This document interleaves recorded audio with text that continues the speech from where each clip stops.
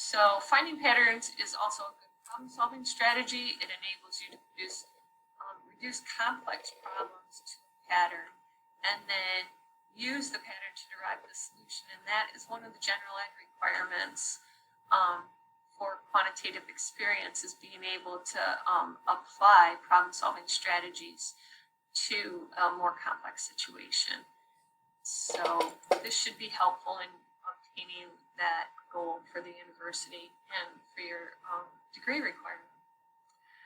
You might have known from your studies in algebra in high school how to find domain and range for relations and functions. So we're going to extend that to relations and sequences. Domain is still your input and range is still your output.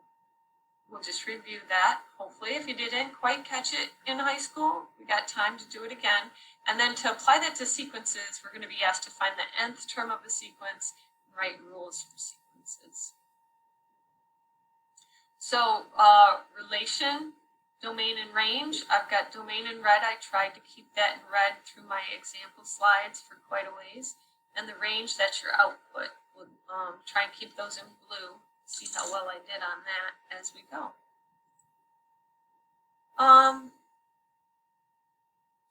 We're looking at a discrete domain. So a lot of the work that you did in algebra would have been across the continuous domain. Now, I'm speaking in generalities, guys, so I do know that three different algebra teachers can teach the same content three different ways.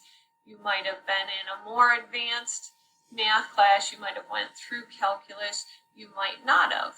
And so just generally speaking, algebra courses hit a continuous domain. So when you make your graphs, they're a nice smooth line. And right now we're starting out with a discrete domain, which means your input values are the natural numbers, 1, 2, 3, 4. Not a lot of different numbers, like, oh, there exists an ordered pair for an x value of 1/2 or an x value of 3/4. We're gonna start out real basic, and our inputs are going to be natural numbers. So here's our definition of a relation. We've got a pair, an ordered pair of numbers. We have an input, we have an output. Instead of it being x and y for relations,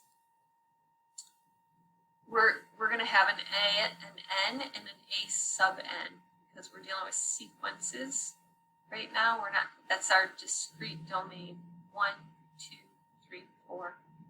It's not x.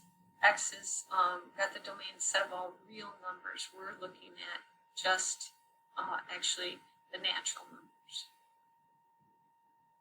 The output, that's read a sub n. So if this is 1, then the number that pairs with it is a sub 1. Okay?